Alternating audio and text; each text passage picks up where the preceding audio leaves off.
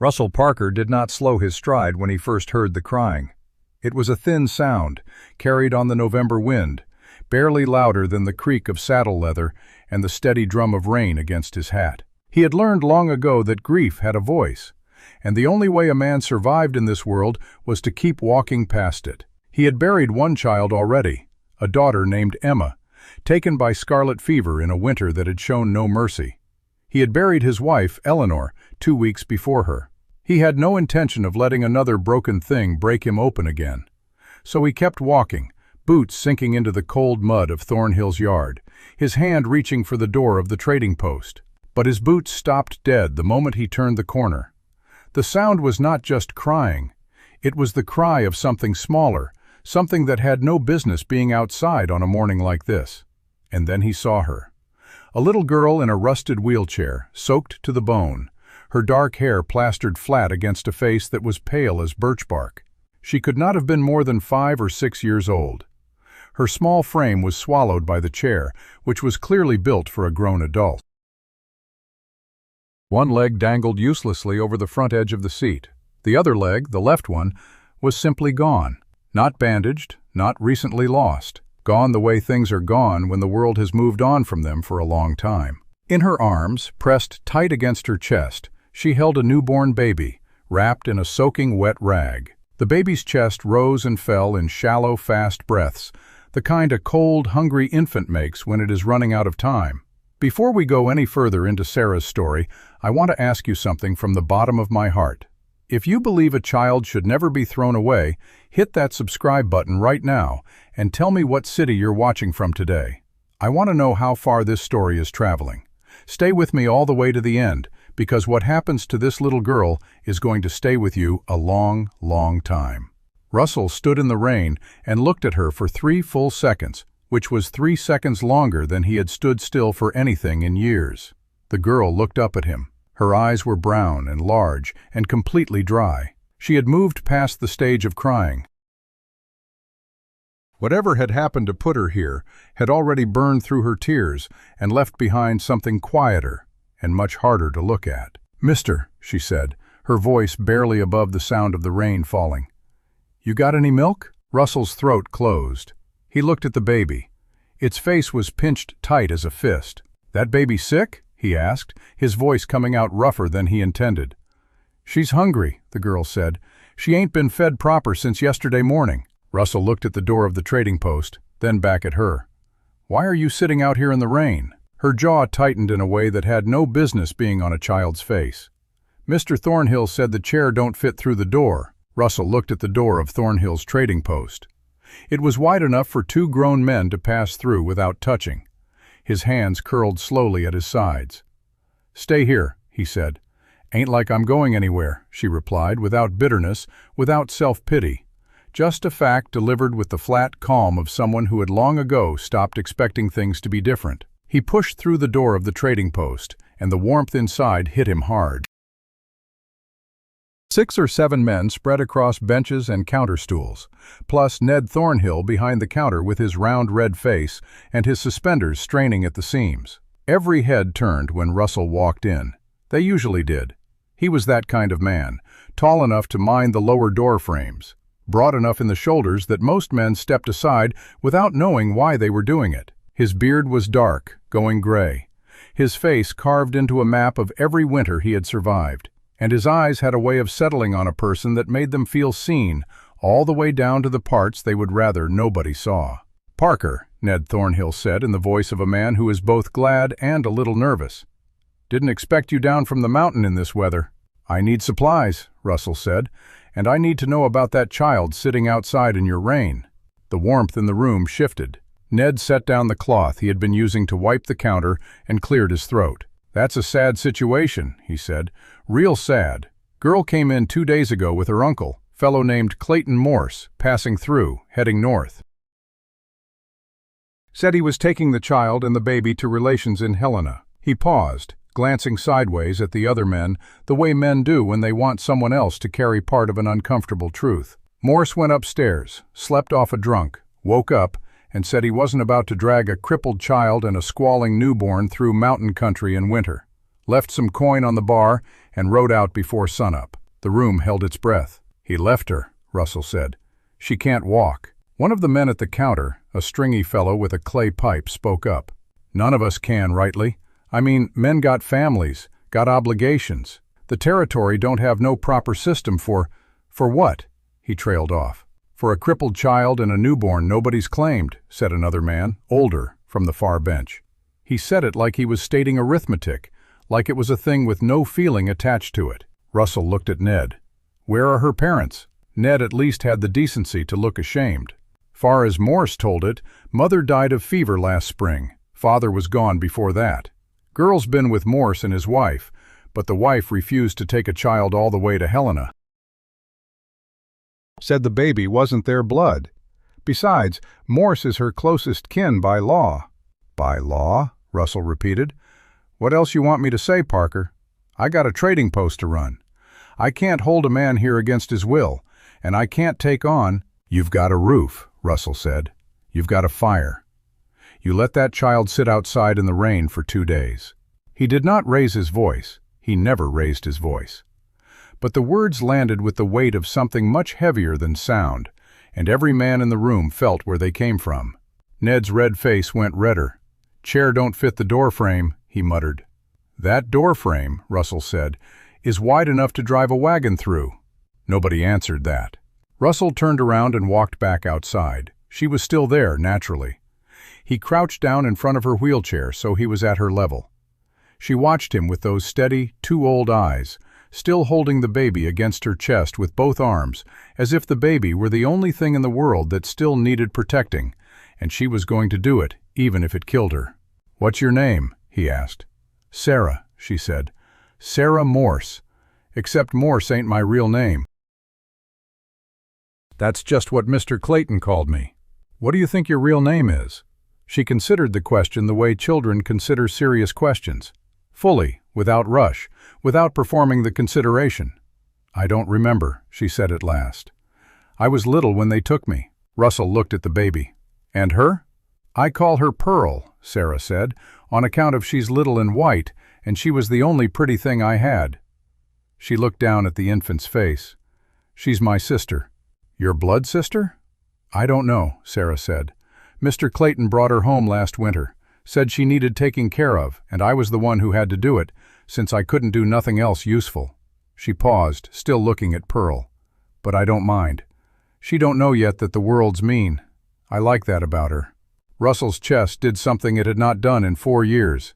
It hurt. Not the dull, familiar ache he had made his peace with, but something sharper, something that was still alive underneath all that scar tissue.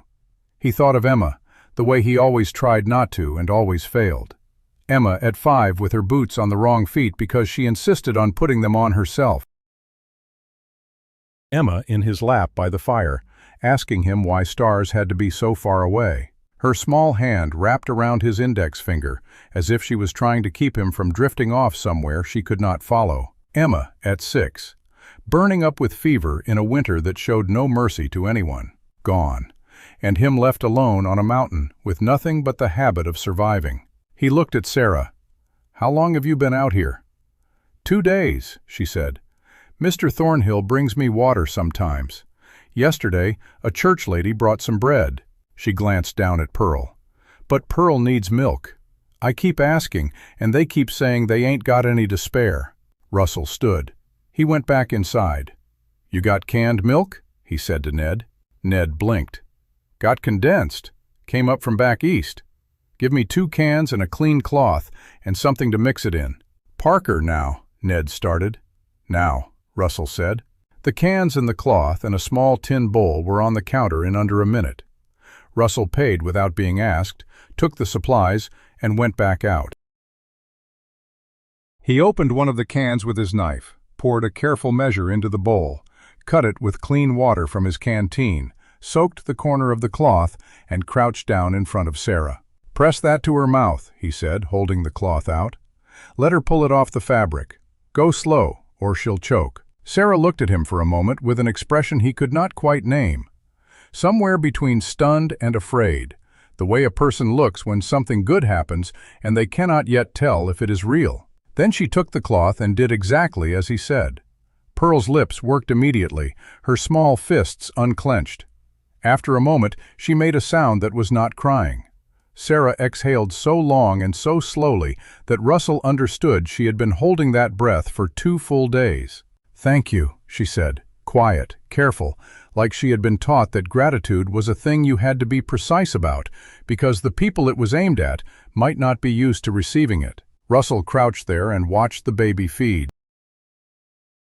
"Sarah," he said, "I'm going to ask you something, and I need you to be straight with me." "All right.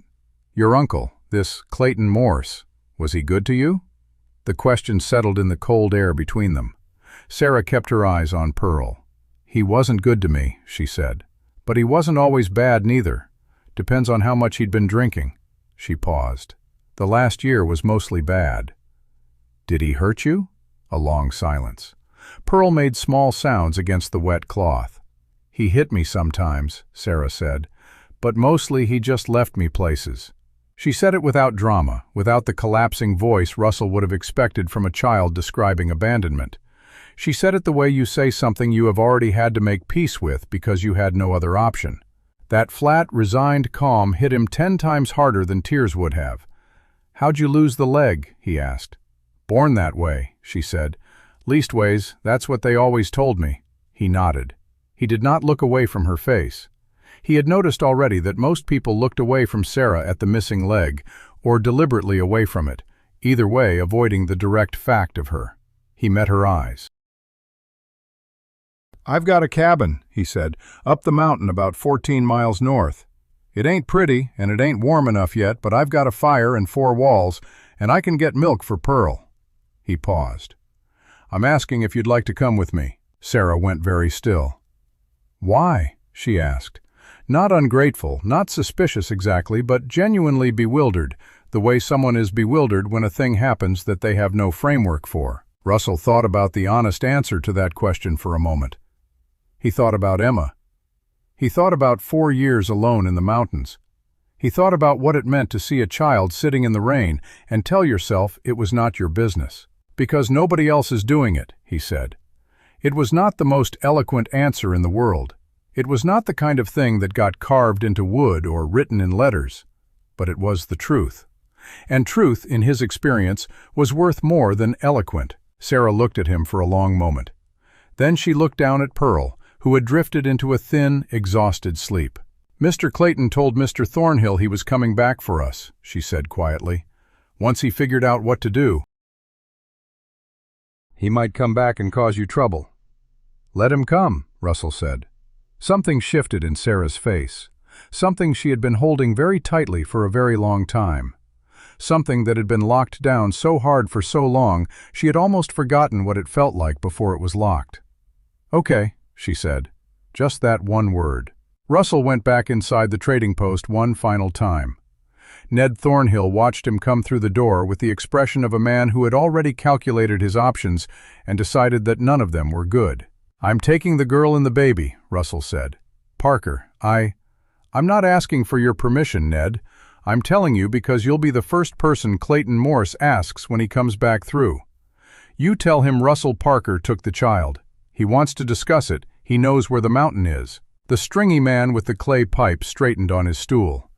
"You can't just take a man's legal ward. You do that, you're looking at trouble with the territorial law." "Then I'll have trouble with the territorial law," Russell said. He gathered the rest of his supplies, paid Ned in full, and turned for the door. Then he stopped, turned back, and looked at every man in the room with those pale gray eyes. 2 days, he said. "She sat out there in the cold rain for 2 days. Every one of you walked past her." He let that sit. Then he walked out and did not look back. He came around to Sarah and draped his heavy coat over her shoulders, covering both her and Pearl in a single sweep of wool. It swallowed them completely. Pearl did not stir. "I can't walk," Sarah said. She was not saying it to slow him down. She was saying it the way she said everything, so that he would know the truth of it up front, so he could not feel tricked later. "I know," Russell said. "I'm going to carry you to my horse. Then I'll tie the chair to the pack saddle. That work for you?" She looked at the coat around her, then up at his face. There was a question in her eyes. She decided not to ask. "Go ahead," she said. "You got family up there?" she asked as he lifted her.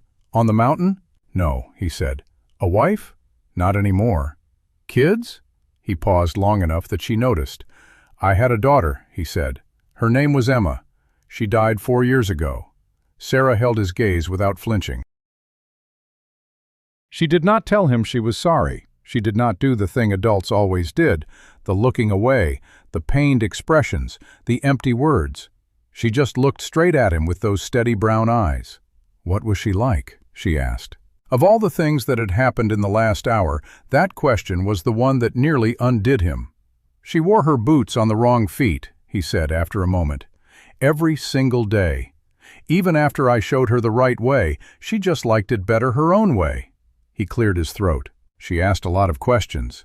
The ghost of something crossed Sarah's face. Not quite a smile, but the shadow of a place where a smile might someday live. "I ask a lot of questions too," she said. "I'll survive it," Russell said. He bent down and lifted her, wheelchair and all, with the ease of a man for whom 4 years of mountain living had made most physical things simple. She made a small sound of surprise, but did not protest. Pearl slept on, unaware of any of it, trusting without knowing she was trusting. He carried her around to where Colt stood, tied, patient, and unbothered, the way only a well-seasoned horse can be unbothered. "That's a big horse," Sarah observed. "His name is Colt," Russell said. "Don't let that fool you. He's 11 years old, and he's made every mistake a horse can make. Won't make any of them again." "Smart horse," Sarah said. "Smarter than most men I've known," Russell agreed. He settled her against the saddle horn, with Pearl tucked between them and the coat still wrapped around them both. He went back for the wheelchair, lashed it to the pack saddle, checked the knots twice, and mounted behind Sarah without a word. She sat straight, holding Pearl steady against her chest with the practiced ease of someone who had been holding that baby through everything for a long time and did not intend to stop now. They rode out of Thornhill in the rain. Neither of them spoke for a long stretch of time. The mountain rose ahead of them through the gray, enormous and indifferent, the way mountains are always indifferent to the particular sufferings of the small things moving at their feet. "Russell?" Sarah said after a while. "Yeah. You ever had anybody else up on that mountain with you before?" "No." She thought about that. "You scared?" He looked over the top of her head at the long, muddy road ahead, at the miles between here and the place he had built himself out of silence and solitude, and the particular cold peace that comes from a man deciding he does not need anything anymore. "A little," he said, which was the most honest thing he had said in years. "Me too," said Sarah, and they rode on up the mountain together, the broken man and the broken girl, and the sleeping baby between them, into the cold, into the rain, into whatever came next. The cabin came into view through a break in the pines, and Russell felt Sarah's body shift in the saddle as she took it in. It was a simple structure, logs he had hewn himself, a roof he had patched 4 times, a chimney that leaned slightly to the left in a way that had never seemed worth fixing. Smoke curled from the stovepipe, thin and gray against the dark sky, the fire he had banked before leaving that morning still holding. He had been gone less than a day, but the cabin looked different to him now, smaller, colder. He saw it through her eyes, the way a child would measure it against the big house with stairs she half remembered, and he found himself wanting it to be more than it was. He swung down, his boots landing in the mud with a soft suck, and turned to lift her. She did not wait for him to reach for her. She had already shifted Pearl to one arm, bracing the baby against her shoulder with a practiced balance, and she held her other arm out to him.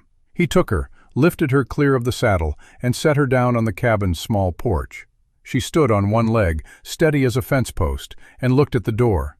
He went back for the wheelchair, untied it from the pack saddle, and carried it up the 2 steps to set it beside her.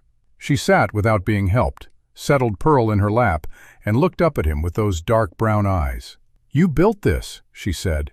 It was not a question. "I built it," he said. "By yourself?" "Mostly." She nodded once, the way she did when she was filing information away for later use. He pushed the door open and carried her inside, wheelchair and all, because the threshold had a lip that would catch the wheels, and he had learned already that she would not ask for help even when she needed it. The cabin was dim, lit only by the dying embers in the stove and the gray light coming through the single window. He set her down near the hearth and went to work building the fire back up, adding kindling and a split log, coaxing the flame until it caught and spread. The warmth began to push back the cold, and the shadows retreated into the corners. Sarah did not move. She sat in the chair with Pearl against her chest and looked around the room the way a person looks at something they have already made peace with before they arrived. The single cot against the far wall, the table with two mismatched chairs, the shelf above the fireplace with its few possessions, the wood crate he used for storage, the rifle leaned in the corner. It was spare. It was functional. It was the home of a man who had stopped trying to make a home and had instead made a shelter. "It's dry," Sarah said, like that was the most important thing a place could be, because for her, right now, it was. Russell got the fire going and hung his wet coat near the heat. He stood the wheelchair in the corner by the far wall after modifying the doorframe with one hard pull on a frame he had been meaning to fix for 2 winters. Sarah made no comment on that either, though he caught her watching his hands as he worked. He boiled water, diluted more condensed milk, and showed her again how to feed Pearl with a cloth corner, though she had already gotten faster and more certain with it than he had shown her. Pearl ate and slept and ate again and slept again, and the color in her face improved enough that the tight band around Russell's chest loosened by 1 fraction. "She's stronger than she looks," Sarah said, watching Pearl sleep in the curve of her arm. "So are you," Russell said. He had not meant to say it.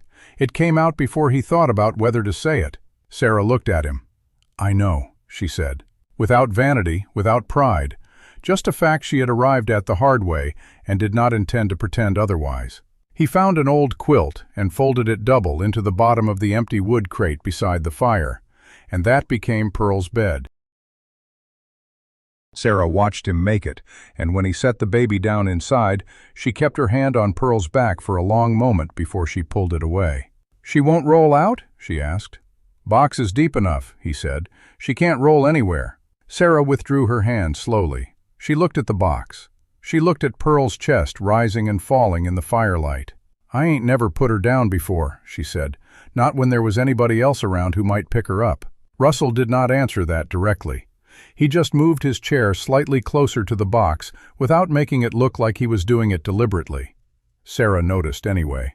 "You hungry?" he asked. "Yes, sir." "Don't call me sir. Russell's fine." "Yes, sir." She stopped. "Yes, Russell." He made a simple meal, salt pork and cornbread and hot coffee that he cut with water for her and sweetened with the last of his molasses. She ate with the focused, efficient energy of someone who had been rationing their hunger for a long time and did not want to be rude about how much she actually wanted.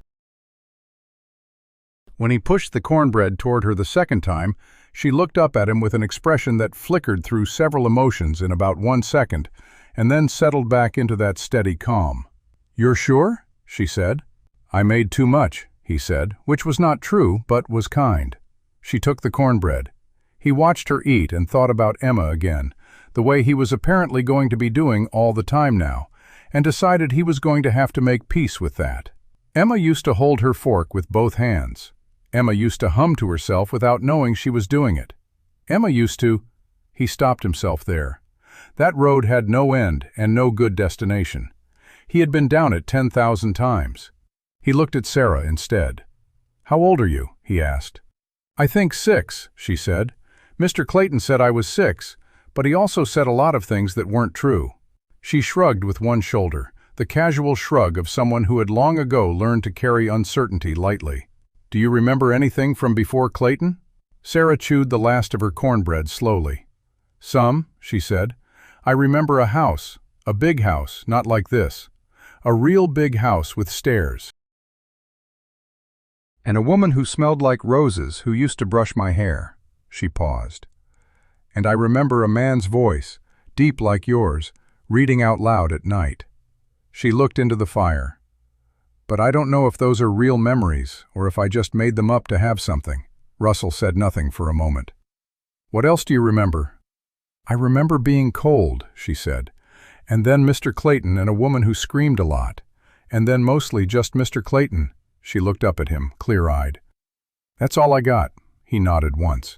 He did not push further. Later, when Pearl had eaten again and gone back to sleep, and the fire had settled into its steady rhythm, Sarah looked at Russell across the small space between them with an expression he was starting to learn. The one that meant a question was coming that she had not decided yet whether she was allowed to ask. "Go ahead," he said. "How did Emma die?" The question landed clean and direct. No apology attached to it. He found he did not mind that. The people who tiptoed around Emma's death had always made it worse somehow, like they were asking him to be careful of something he was already carrying every second. "Scarlet fever," he said.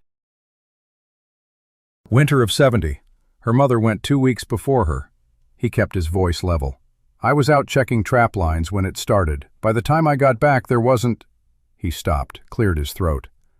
"I didn't make it back in time." Sarah's eyes stayed on his face, steady and serious, and entirely without the flinching pity he was used to. "Is that why you live up here alone?" she asked. "Partly," he said, "and partly because I don't have much patience for people." "But you came back for me," she said. "I came to the trading post for supplies," he said. "And then you came back for me," she said again, unmoved by the correction, in the patient voice of a 6-year-old who will hold a position as long as it takes. He looked at her. "Yeah," he said, "and then I came back for you." She seemed to take that in, turn it over, examine it from multiple angles, the way a child examines something they have never seen before and want to understand completely before they put it down. "Good," she said finally. And that was that. He gave her the bed, the only bed, a narrow cot against the far wall. He arranged a bedroll on the floor between the cot and Pearl's box, close enough to hear the baby if she stirred. He told Sarah he would take the floor. Before he had finished saying it, she was already shaking her head. "I can sleep in the chair," she said. "I sleep in it most of the time anyway." "It ain't—" "Sarah," he said. She stopped. "Take the bed." She opened her mouth to argue again. He met her eyes. She closed her mouth. Something passed between them in that moment.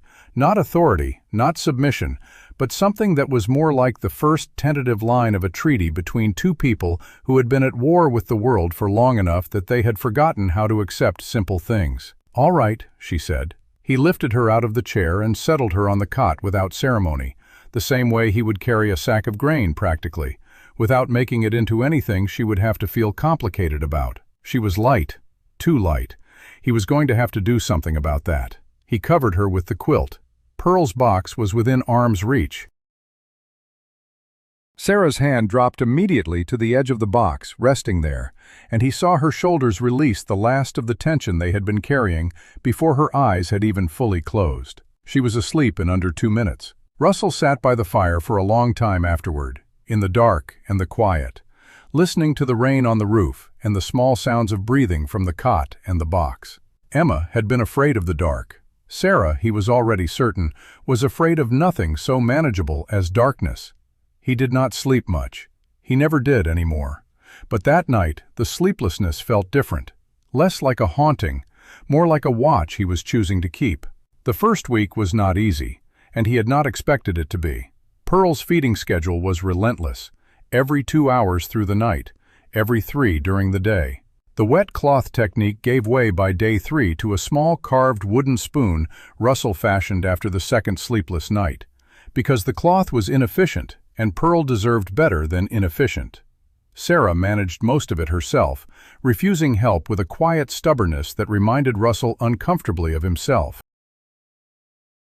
But she started letting him take the late-night feedings without argument by the 4th night, which he counted as a significant diplomatic achievement. Sarah herself was a study in contradictions that kept surprising him. She asked for nothing, not warmth, not comfort, not reassurance, not acknowledgement. But she watched everything. Her eyes moved through a room the way his did, cataloging, assessing, noting what was where and who was doing what and what the likely outcomes were. He caught her watching his hands when he worked, watching his face when he thought, watching the door every time the wind shifted against it. "Nobody's coming," he told her on the morning of the 3rd day, when he caught her watching the door again. She looked at him. "You don't know that," she said. "Morse left you," Russell said. "Men like that don't come back for things they threw away." "Mr. Clayton comes back for things all the time," she said. especially when he finds out somebody else wants them. That sat with Russell in a way that took him a while to locate. It was not that he thought she was wrong. It was that she was 6 years old, and she already knew that about men. On the fourth day, she found his old tin whistle on the shelf above the fireplace.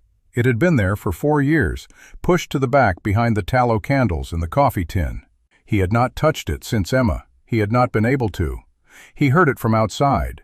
He had been splitting wood, and the sound stopped him so completely that the axe just hung at his side mid-swing. And he stood there in the cold with his heart banging against his ribs. A single note, tentative, questioning, then another. Then 3 notes in a row, which happened to land in the order of the first 3 notes of a lullaby Eleanor, his wife, used to sing. He set the axe down quietly and sat on the step outside the door and did not go in for a long time. When he finally came back inside, Sarah had the whistle in her lap and was looking at it with the kind of focused attention she gave things that interested her. "This was here a long time," she said, "not a question." "Yeah," he said. "Was it Emma's?" "It was mine," he said. "I was teaching her to play it." He sat down in his chair. "Put it down when she died." Sarah looked at the whistle for another moment. Then she looked at him. "Can I learn?" she asked. The directness of it. That was Sarah all the way down. No sideways approach, no hesitation about whether the question was appropriate, no wrapping it in apology. Just a clean, open question offered to him the way a hand is offered. Take it or don't. "Yeah," he said. "You can learn." She held the whistle up to her lips and blew. The note that came out was thin and uncertain and entirely unmistakably real. And Russell Parker, for the first time in 4 years, felt something loosen inside his chest that he had not been able to loosen on purpose, no matter how long he had tried. By the end of the first week, Pearl was eating better, sleeping in longer stretches, and making small sounds that were unambiguously communicative rather than just reflexive. Sarah tracked every development with the meticulous attention of someone who had appointed herself solely responsible for another life and took the position seriously. "She looked at me today," Sarah told Russell that evening, with a gravity that would have been more appropriate for announcing a military victory. "Right at me, not through me." "She's finding her eyes," Russell said. "She recognized me," Sarah said with absolute certainty. He did not argue with that. On the 8th day, everything changed. He had ridden down to Thornhill for milk and salt, a trip he had begun making every few days, and came back to find Sarah sitting up straighter than usual in the wheelchair, Pearl in her arms, her face arranged in an expression he had not seen on her before. Not the flat calm, not the watchful quiet, something harder, something braced. "Someone came," she said the moment he was through the door. Russell set the supplies on the table. "Who?" "A man." She looked directly at him. "He didn't give his name, but he came to the door and said he was sent to find out if a child had been brought up this mountain." Everything in Russell stilled. "What did you tell him?" "I didn't answer," she said. "I kept quiet. He knocked 3 times, and then I heard him walk around the outside, and then I heard a horse go." She held Pearl tighter, without seeming to know she was doing it. "Russell," she said. "Yeah. He knew to come up here. Somebody told him." Russell thought of Thornhill, of the men at the counter, of the stringy man with the clay pipe who had said, "You can't just take a man's legal ward," with that particular edge that was not quite warning and not quite threat, and was both. "All right," he said. "All right," Sarah repeated. "All right means I heard you," he said, "and I'm thinking." She watched his face. "Mr. Clayton's coming, isn't he?" He did not answer immediately, which was an answer. Sarah's jaw set in that particular way she had, the one that looked like stubbornness but was actually something closer to courage making a decision before fear had a chance to vote. "I ain't going back with him," she said. "I know." "I mean it," she said. "I won't go. He can't make me." Russell crouched in front of her wheelchair so they were eye to eye, the way he had done in the rain outside Thornhill. "Nobody is going to make you go anywhere," he said. "You hear me?" She held his gaze. Her chin was up. Her arms were tight around Pearl. Her eyes were absolutely, completely dry. "You promise?" she said. Not a child's whine, not a plea, a demand between equals. Russell Parker, A man who had not made a promise to another living soul in 4 years looked at that 6-year-old girl and her sleeping baby sister and the cold, quiet certainty in her face, and said without hesitation, "I promise." The fire cracked and settled behind him. Outside, the wind shifted against the cabin walls. And somewhere down at the bottom of the mountain, something was already moving toward them that neither of them was fully ready for. Clayton Morse arrived on a Tuesday. Russell knew it was him before the man had cleared the tree line, because Clayton Morse rode the way men ride when they want to be seen coming. Loud, deliberate, making noise on purpose so that whoever was waiting had time to get afraid. 2 horses. He had brought somebody with him. A wide man with a flat face who kept one hand on his belt and said nothing, and meant it as a statement. Russell was standing on the step when they rode up. He had his rifle leaned against the doorframe where he could reach it without reaching for it, his arms crossed, and he did not move. Clayton Morse was somewhere between 40 and hard living. He had the look of a man who had been reasonably handsome once, and had spent the intervening years making decisions that carved it out of him. He pulled up short of the step and looked down at Russell with the particular expression of a man who has a legal argument ready and is impatient to use it. "You Parker?" he said. "I am," Russell said. "I'm Clayton Morse. I believe you have something of mine." The word "something" landed in the cold air between them and hung there. Russell let it hang. He did not answer immediately, and the silence had a weight to it that made Morse shift slightly in the saddle. "I have a child and a baby in my care," Russell said. "If that's what you mean." "That child is my legal ward," Morse said, "and the baby is my responsibility. I had a temporary situation that required me to make arrangements. I've come to collect them." "Temporary situation," Russell repeated. "That's right. You left a 6-year-old girl with one leg and a newborn baby outside in the rain," Russell said. "In November, with no food and no shelter and no plan, for 2 days." Morse's jaw tightened. "I left money with Thornhill to see to their care." "You left $2, Russell said. "I know because Ned told me. $2 for a child and a newborn in November." "That ain't your business what I left," Morse said, and his voice had dropped a register, the way voices do when a man is working up to something. "What is your business is that she belongs to me by law, and I'm here to take her. Step aside, Parker." Russell did not step aside. He looked at the wide man with the flat face. "You a lawman?" The wide man said nothing. "He's a friend," Morse said. "What's his name?" A pause. "Doesn't matter." "It does to me," Russell said. "A man comes to my property with another man who won't give his name. I tend to want to understand what I'm dealing with." "You're dealing with a man whose legal rights you have violated," Morse said, and now there was iron in it. The iron of someone who has rehearsed this. "You took a child without consent, without legal authority, without—" "She was sitting in the rain," Russell said with the same flatness he had used at Thornhill. "You left her. She was alone. I took her in. That's the whole of it." Morse swung down off his horse. He was a tall man, not as tall as Russell, but taller than most, and he moved with the deliberate ease of someone who was accustomed to using his physical presence as punctuation. He walked to the bottom of the step and looked up. "I want my ward," he said. "She doesn't want to go with you," Russell said. "She's 6 years old." "What she wants matters," Russell said. "To me." The 2 men looked at each other from a distance of about 4 feet.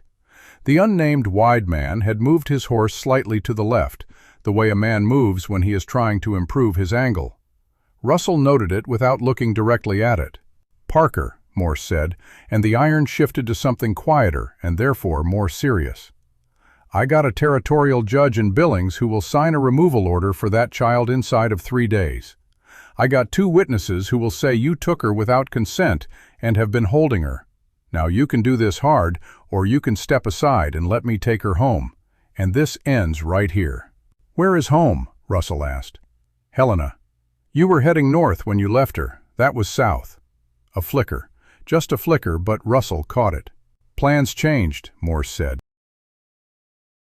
"They changed back fast," Russell said.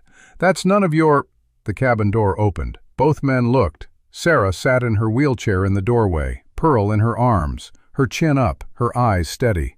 She looked at Clayton Morse the way you look at a thing you have been afraid of for a long time and have decided you are going to stop being afraid of, even though you are still afraid, because you have made the decision and the decision is final. "Mr. Clayton," she said. Her voice did not shake. Morse's entire demeanor shifted, not softened, adjusted. He put on a different face, the face you put on when there are witnesses. "Sarah, honey," he said, "come on now, time to come home." "This is my home," she said. The silence that followed was the loudest silence Russell had stood inside in years. Morse turned back to Russell, and the adjusted face was gone. "You've been filling her head," he said, low and hard. "She filled it herself," Russell said. "She had 2 days in the rain to do the filling." "I will have a removal order in your hands by Friday," Morse said, "and if you still refuse, I will have you removed by the territorial marshal by Saturday." You think about whether a night in a Billings jail cell is worth this, Parker. You think real hard about that. He looked past Russell at Sarah one more time. "We're going to be back, girl. You'd best be ready." He turned and mounted his horse, and he and the wide man rode back down through the trees without hurrying, because men like Morse always make sure they leave slow enough to be watched going. Russell stood on the step until they were out of earshot. Then he turned and looked at Sarah. She was still holding her chin up, but her arms around Pearl were shaking. "He's going to come back," she said. "Yes, with the law. He'll try. Can he take me?" Russell came back inside and crouched in front of her, the way he always did when something needed to be said straight. "He can try to use the law to do it," he said. "And the law, if it works the way Morse thinks it does, might give him that right on paper. But the law doesn't always work the way men like Morse think it does. And I'm not done yet." "What does that mean?" she asked. "It means I'm going to Billings tomorrow." Her whole body went tight. "You're leaving?" "For 1 day," he said. "There's a woman in the valley, Martha Greer. I'm going to ask her to stay with you while I go. She's good. She won't let anyone in." "I don't know her," Sarah said. "She knows me," he said. "And she knew Emma," he paused. "She'll be kind to you, I promise." Sarah looked at Pearl. Pearl had slept through the entire confrontation with the serene indifference of the very young. And Sarah was looking at her now, the way she always did when she needed to make a decision. Like Pearl was the fixed point she measured everything else against. "1 day," Sarah said. "1 day," Russell said. "And you come back." He met her eyes, the same level, equal look they had been exchanging since a cold rain outside a trading post. "I come back," he said. "You have my word." Martha Greer arrived before dawn. Russell heard her horse coming up the trail a good 5 minutes before she reached the clearing, and he had the coffee ready and the fire built up by the time she knocked. She was a woman of 62 years, lean as a fence post, with gray hair pulled back so tight it looked like it was holding her face in place. She had buried 2 husbands and raised 7 children in the Montana Territory, and the result was a woman of such thorough and unshakable capability that when Russell had ridden to her door the evening before and explained the situation in 8 sentences, she had listened to all 8 and said, "I'll be there within the hour." She had arrived with a pot of stew already made, a spare blanket, and an expression that made very clear she would be opening the door for exactly no one. She stood on the porch now, wiping her boots on the edge of the step, and looked past Russell into the cabin. Her eyes found Sarah immediately, sitting in the wheelchair by the fire with Pearl in her arms, and something shifted in Martha's face. Not pity. Not the flinching kind of sympathy that Russell had seen on so many faces in Thornhill. Something closer to recognition, the way one survivor recognizes another. "Well," Martha said, stepping inside and setting her things down, "you must be Sarah." "Yes, ma'am," Sarah said, "and that's Pearl." "Yes, ma'am." Martha nodded once. She did not crouch down to Sarah's level, or speak in the exaggerated, gentle voice that adults often used with children they assumed were fragile. She simply crossed to the fire, held her hands out to the warmth, and said, "Your Mr. Parker tells me you've been keeping this baby alive on canned milk and determination." "Yes, ma'am," Sarah said again. "That's good work," Martha said. "Hard work. Most grown women couldn't do what you've done." Sarah did not answer, but Russell saw her shoulders straighten just slightly, and he knew that Martha Greer had just passed whatever test Sarah had been running on her since the moment she walked through the door. "I'll be back by nightfall tomorrow," Russell said, pulling his coat from the hook by the door. "Maybe sooner if the roads hold." "Take your time," Martha said without turning around. "We'll be fine." He looked at Sarah. She was watching him with those dark brown eyes, and he could see her holding something back.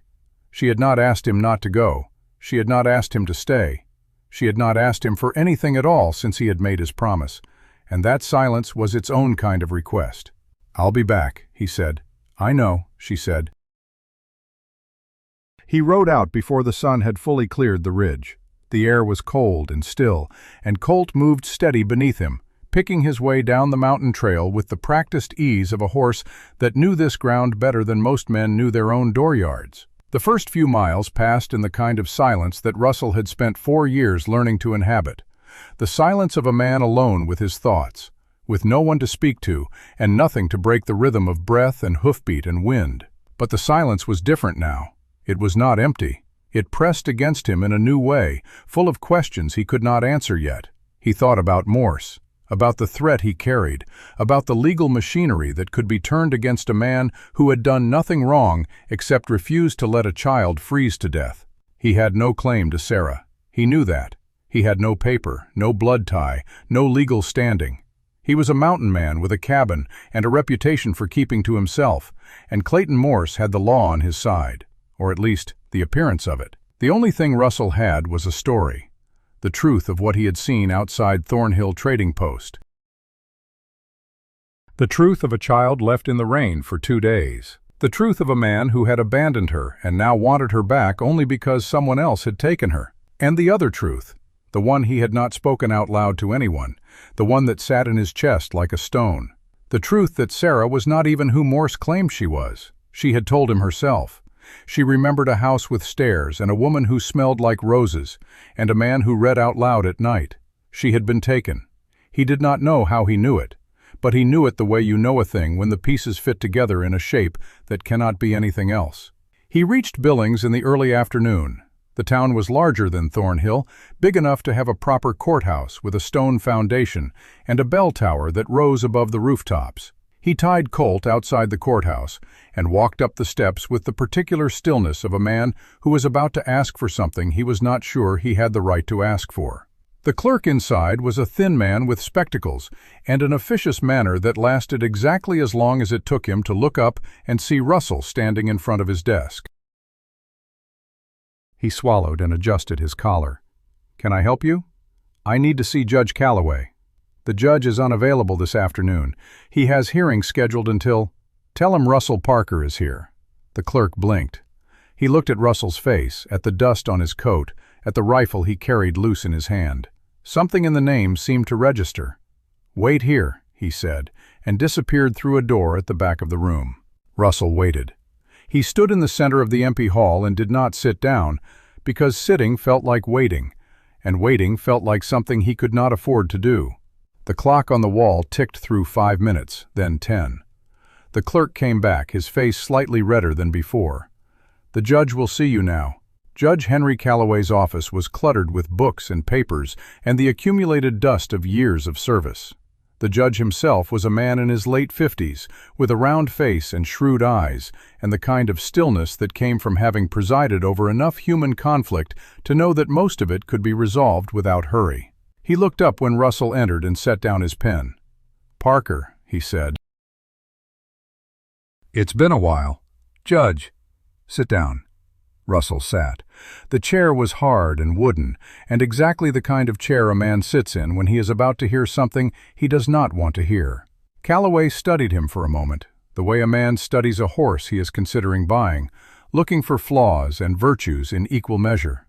"I heard you took in a child," Calloway said. "News travels. In this territory, it travels faster than a horse can carry it, especially when the man who lost the child is making noise about it." He leaned back in his chair. "Clayton Morse was here yesterday. He filed a complaint." "I figured he would." "He wants a removal order. He wants you charged with unlawful custody. He wants the whole weight of the territorial court dropped on your head before the week is out." Russell said nothing. "You want to tell me your side of it?" Russell told him. He used 12 minutes of the 20 he had hoped for. He laid out every fact cleanly and in order. The rain, the wheelchair, the 2 days, the $2, the baby, the cold. He told Calloway what Sarah had said about the house with stairs and the woman who smelled like roses.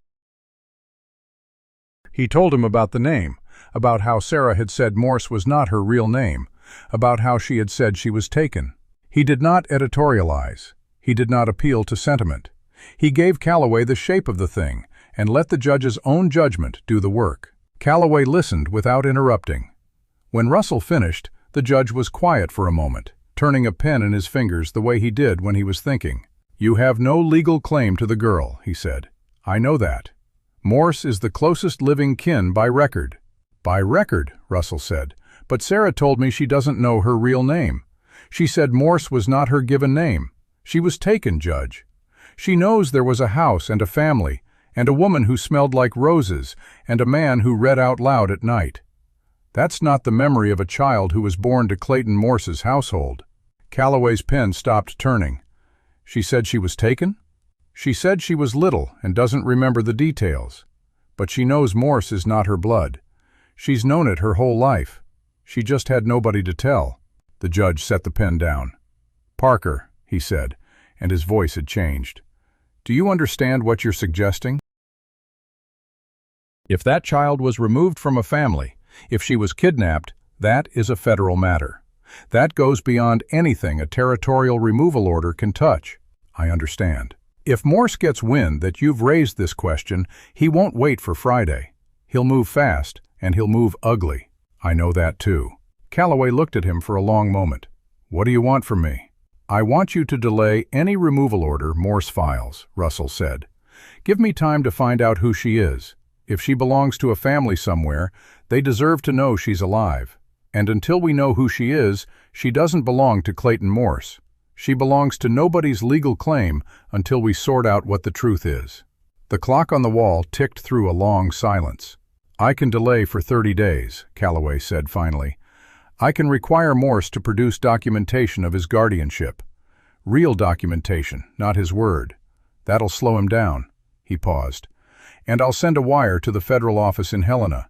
If there's a missing child case that matches the girl's description, age, missing limb, approximate time of disappearance, we'll know within a week." Russell stood. "Thank you, Judge." "Parker," Calloway's voice stopped him at the door. "If this man Morse took that child, if it comes out that he was involved in a kidnapping, the 30-day delay will be the least of his problems." "I'm counting on that," Russell said. He rode back through the dark. He did not mind the dark because the dark was quiet, and he needed to think. The shape of what was coming was clearer to him now than it had been that morning, and it was not simple, and it was not safe, and there were pieces of it he could not control. But there was one thing at the center of it that he was certain of, with the particular certainty of a man who has stripped his life down to its bones, and therefore knows what is essential and what is not. Sarah was not going back to Clayton Morse, whatever it cost. He arrived back at the cabin well past midnight. Martha met him at the door with a look that said things had been fine and also that she wanted to go home. He thanked her, and she left, and he came inside quietly so as not to wake anyone. Pearl was asleep in her box. Sarah was in the cot, but not asleep. He could tell by the quality of her stillness, the deliberate, controlled breathing of a child pretending, because she thought that was the helpful thing to do. "I'm back," he said quietly. A pause. Then, just as quietly, "I know. I heard Colt." He sat down in the chair by the fire. "Everything all right here?" "Mrs. Greer made stew," Sarah said. "She cried when she held Pearl. She said Pearl reminded her of one of her granddaughters." Another pause. "She told me about Emma." Russell went still. "She said Emma used to ride with you down to the valley sometimes," Sarah said. "She said she had your eyes." He did not answer for a moment. The fire was low, and the room was quiet, and somewhere outside the wind was moving through the pines. "She did," he said. "I don't know what color my eyes are." Sarah said from the cot, her voice small and even, and simply curious, without self-pity. "Nobody ever told me." Russell looked over at her in the dim light. "Brown," he said, "dark brown, like good river water." A pause. "That's a nice way to say it," she said. "It's what they look like," he said. Another pause, longer. The fire crackled. Pearl made a small sound in her sleep and settled again. "Russell," Sarah said. "Yeah. Did you find somebody in Billings who can help?" "I did. Is it going to be all right?" He thought about the honest answer. He thought about what Calloway had said. He thought about the federal wire going out to Helena with a description of a small girl, 6 years old, one leg, dark brown eyes, taken by a man named Morse, origin unknown. He thought about the families, if there were families, who had been searching for years. He thought about what that wire might pull back toward them, good or terrible, or some impossible combination of both. "I think it's going to get harder before it gets better," he said. "But yeah, I think it's going to be all right." He heard her exhale, long and slow. The same exhale he had heard from her outside Thornhill when Pearl had finally eaten. The sound of a breath that had been held for a very long time. "Okay," she said. "Okay." He stayed up by the fire after she slept, the way he always did, keeping watch. Which was both a practical thing and something more than practical. A choice repeated every night to be the person standing between this child and whatever was moving through the dark outside. The wire to Helena went out the following morning. The answer came back in 4 days. Russell was in Billings when it arrived. He had ridden down for supplies and to check with Calloway's office, and the clerk had handed him the telegram without a word, just the yellow envelope with his name on it, and the look on the clerk's face told him that whatever was inside, it was not ordinary. He opened it standing at the counter, his big scarred hands unfolding the paper with a care that surprised even him. And he read it. And then he read it again. And then he stood there for a long time in the cold, not moving, barely breathing, reading the words a third time, as if reading them more times would change them or make them easier to carry. It did not make them easier, but it made them real. And real, he had learned, was always where you had to start. The telegram said her name was Charlotte Aldridge, Charlotte Elaine Aldridge, age 6, daughter of Mr. George Aldridge and Mrs. Catherine Aldridge of Philadelphia, Pennsylvania. Missing since March of 1871, 3 years and 8 months. Last seen in the care of a hired nurse who had vanished the same night. Federal Missing Persons Notice filed. Reward of $5,000 outstanding. Father still searching. Mother in failing health. One detail in the physical description that the federal office had included stopped Russell cold and made him read it 3 times. Left leg absent below knee from birth. He folded the telegram and put it in his breast pocket and rode back up the mountain without stopping anywhere or speaking to anyone. He needed to think, and he needed to do it alone, and he needed to do it before he had to look at Sarah's face and say what he now knew. She was not Sarah Morse. She had never been Sarah Morse. She was Charlotte Aldridge of Philadelphia.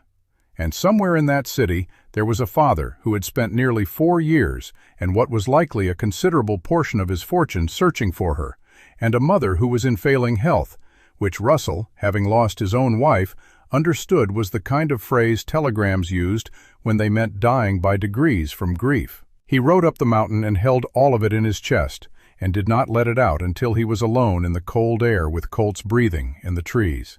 Then he let himself feel it. The full weight of it, because the weight was real.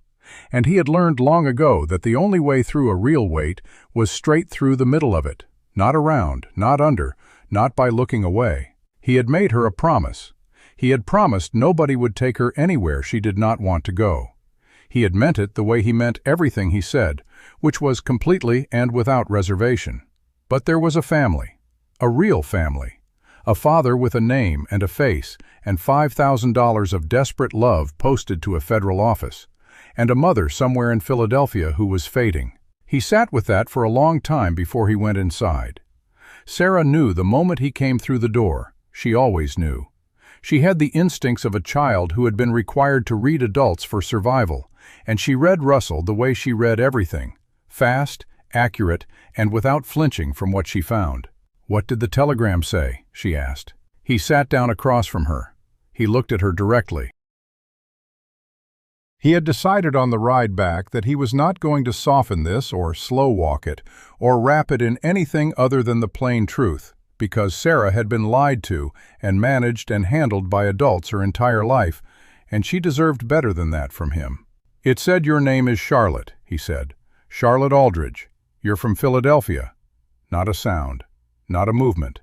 She sat completely still, with Pearl in her arms, and her chin level, and her dark brown eyes on his face. "Charlotte," she said, like she was trying the word on, checking its fit. "Your father's name is George Aldridge," Russell said. "Your mother is Catherine. You were taken from them when you were 2 years old. They've been looking for you for almost 4 years." Still nothing. He could see her processing it, the slight shift in her eyes, the almost imperceptible tightening around her mouth. "They're real," she said. "They're real." "The big house," she said. "With the stairs." "Probably. And the woman who smelled like roses. That would be your mother, I'd reckon." Something happened in Sarah's face, something complicated and enormous and entirely beyond anything a 6-year-old should have to carry. And yet she was carrying it, with the steady endurance that was the most characteristically Sarah thing about her. It broke Russell's heart and filled him with fierce pride at the same time. "They want me back," she said. "Your father never stopped looking," Russell said. "There's a federal reward posted. Your mother is sick." Sarah was quiet for a long moment. Then she said very carefully, "Russell." "Yeah." "What happens to me now?" He looked at her. The question hung in the air between them, heavy as the mountain itself. And he knew that whatever he said next would shape everything that followed. He had never felt the weight of a single moment more keenly in his life. "That's going to be your choice," he said, "as much as it can be. Your father will want to come get you. He's been searching for years. But nobody is going to make you go anywhere you don't want to go. Not Morse, not the law, not your father. Not unless you decide it's what you want." She looked down at Pearl. Pearl was awake, her eyes tracking the firelight, her small mouth making the unconscious movements of a baby dreaming of milk. Sarah touched her cheek with one finger, and Pearl's hand came up and closed around it, holding on with the reflexive grip of an infant who did not yet know she was holding on to the only person in the world who had never let her go. "What about Pearl?" Sarah asked, and Russell knew that she had already made her decision. She just needed to know how the rest of the pieces fit. Russell looked at Sarah for a long moment, letting the question settle. Her hand was still wrapped around Pearl's tiny fingers, and the baby made a soft sound, content and unaware. He had known this question was coming. He had been turning it over in his mind since the moment he had read the telegram, trying to find the right shape for an answer that did not yet have a shape. "Pearl is your sister," he said carefully. "That's not something a piece of paper changes. And your father, if he's the man that telegram describes, he's not going to ask you to leave her behind." "You don't know that," Sarah said, and her voice was flat in that way he had learned to recognize. The flatness that meant she was bracing herself for disappointment.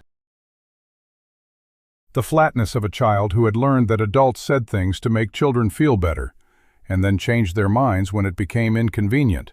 "No," Russell admitted, "I don't know it the way I know the sun's going to rise. But I know it the way I know a man's character from what he does when nobody's watching. That man posted a $5,000 reward. That man has been searching for 4 years. That man is not going to show up and tell his daughter that the baby she kept alive through a Montana winter has to be left behind." Sarah was quiet. She looked down at Pearl, who had fallen back asleep, her face peaceful, her small chest rising and falling in the rhythm of a child who had never known hunger for more than a few hours at a time. Sarah's jaw worked once, and then she nodded. Not agreement, exactly. More like a decision to wait and see. "All right," she said, "but I'm not going anywhere without her. I mean it, Russell." "I know you do," he said, "and I wouldn't ask you to." The days that followed were a strange kind of waiting. The air in the cabin had changed.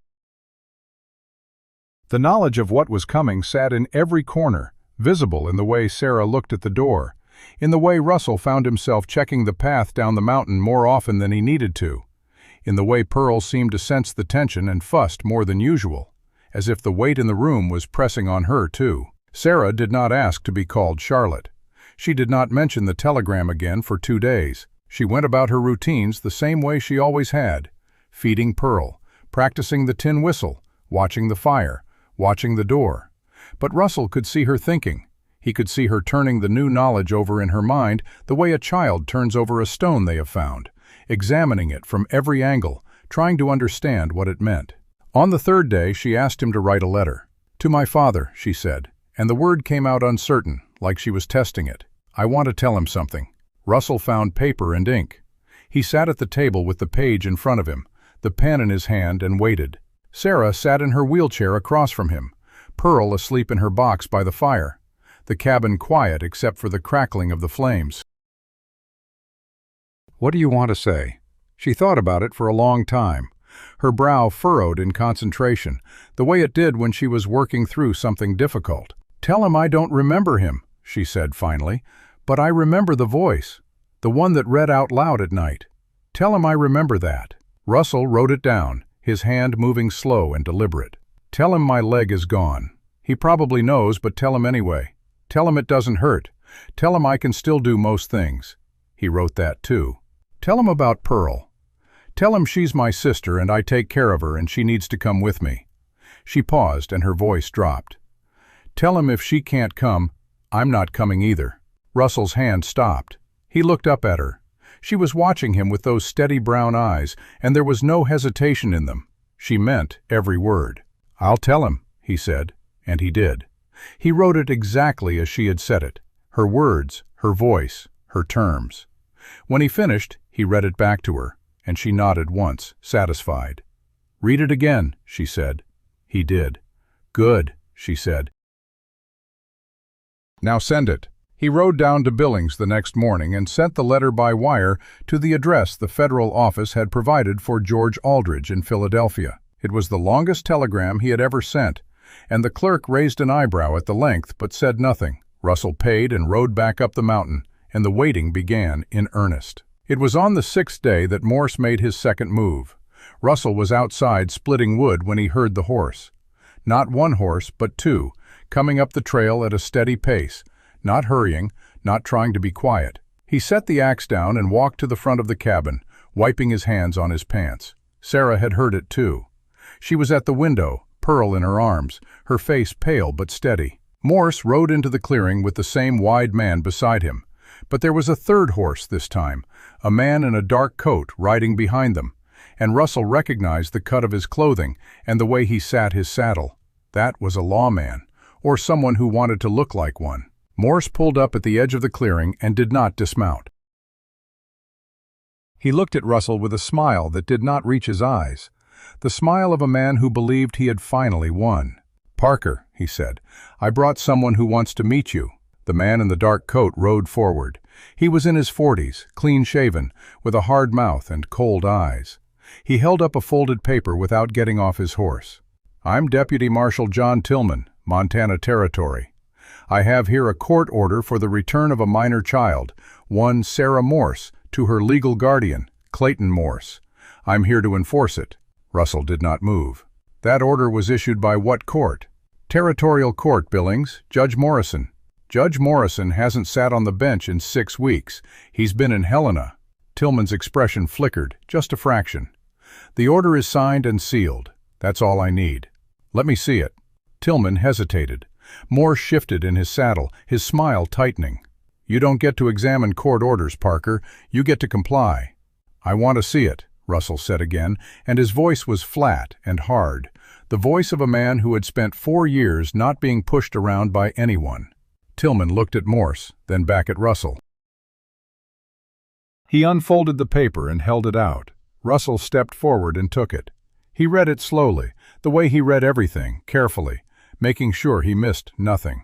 The signature at the bottom was a scrawl he did not recognize. The seal was the territorial seal, but it was pressed crooked, the way a seal looks when it is done in a hurry by someone who is not used to doing it. He looked up. "This isn't real." Tillman's face went still. "Excuse me? This seal is wrong, and Judge Morrison is in Helena. He didn't sign this." He folded the paper and held it out. "You've been given a forgery, deputy, and I'd wager you didn't know it." Tillman took the paper and looked at it. His jaw tightened. He looked at Morse, and the look he gave him was not friendly. "Morse, you told me this was signed yesterday." "It was," Morse said, but his voice had gone thin. "I got it from a clerk, I swear. The judge's office, they said it was—" He was already backing up, his hands rising. "Tillman, I didn't know. I paid good money for that paper. I didn't know it was false." Tillman looked at the paper again, then at Russell, then at Morse. His mouth was a hard line. "We're going to Billings," he said. "All of us. And we're going to sort this out." Morse's face went white. "Now hold on, deputy. There's no need for that. I can get the right paper. I'll go to Helena myself. I'll get the judge to sign it proper. Just give me a few days." "You've had weeks," Tillman said. "And what you gave me was a fake. That's a crime, Morse. You understand that? Presenting a forged court order to a federal deputy? That's not a fine. That's jail." Morse looked at Russell, and there was something in his eyes that Russell had not seen before. Not anger. Fear. The particular terror of a man who had been running for years and had just felt the ground give way beneath him. "I'll be back," Morse said, and his voice was barely a whisper. "This isn't over." Tillman grabbed his reins. "It's over for now. Move." They rode out, Tillman leading Morse's horse, the wide man following, and the clearing fell silent. Russell stood there for a long moment, watching the trail, the forged order still in his mind. Then he turned and went inside. Sarah was at the window, her face pressed to the glass, her arms wrapped around Pearl. She turned when he came in. "Is he gone?" "He's gone. For now. He'll come back. Maybe, but not with that deputy." He sat down across from her. "That was a forgery. That buys us time. And time, right now, is the only thing we need." She looked at him, and the fear in her eyes was not for herself. It was for him. "He's going to try something else," she said. "He's not going to stop. Mr. Clayton doesn't stop." "No," Russell said quietly. "He doesn't. But neither do I." The morning after the deputy rode out, the cabin felt different. The air was thinner, sharper, as if the mountain itself was holding its breath. Sarah sat by the fire with Pearl in her lap, feeding her the last of the condensed milk from the small wooden spoon Russell had carved. She did not look up when he came in from checking the traps, but he knew she had heard him. She always heard him. "He's gone," Russell said, setting a rabbit on the table. "Deputy took him to Billings. He won't be back for a while." Sarah still did not look up. "How long is a while?" "Long enough for your father to get here." She stopped spooning the milk. Pearl made a small sound of protest, and Sarah resumed, but her hand was not steady the way it usually was. "What if he doesn't come?" "He'll come." "You don't know that. I know that telegram hit Philadelphia 3 days ago. If that man is half of what the file says he is, he's already on a train." Sarah was quiet. The fire popped and settled. Pearl finished the milk and began to drift off, her eyes heavy, her small body relaxing into the curve of Sarah's arm. Sarah held her there, not putting her down, not moving, as if the act of holding was the only thing keeping her tethered to something solid. "Russell," she said, her voice small. "Yeah. What if he looks at me and I'm not what he remembers?" He crossed the room and crouched beside her wheelchair. "You're his daughter.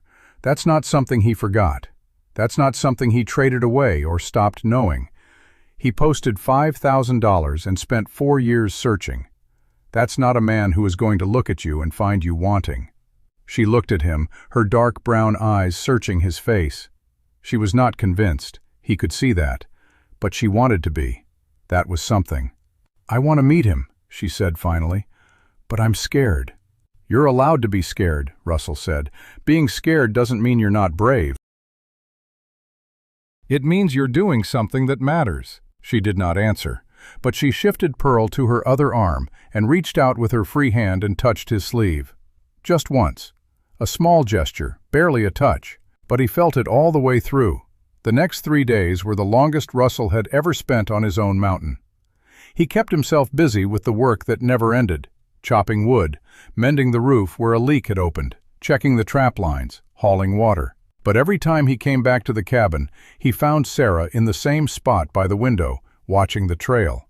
She was not hiding it anymore. She was watching, waiting, the way a person waits for something they have wanted so long they have forgotten how to hope for it. On the second day, a rider came up the trail. Russell met him at the edge of the clearing with his rifle in his hand, but the rider was alone and unarmed, a boy no older than 17 with a dusty face and a leather pouch slung over his shoulder. "Telegram for Russell Parker," the boy said, holding out the envelope. Russell took it. He did not open it until the boy had ridden away. Then he stood in the clearing, alone except for the sound of the wind in the pines, and unfolded the paper. "Arriving Billings Friday morning, train number 7. God willing, I will see my daughter before sundown. George Aldridge." He read it twice. Then he folded it carefully and put it in his pocket and walked back to the cabin. Sarah was at the window. She had seen the rider. She had seen the telegram. Her face was pale, and her hands were clenched in her lap. "Friday," he said. "That's tomorrow." She did not speak. She looked down at Pearl, who was asleep in her arms, and then back up at him.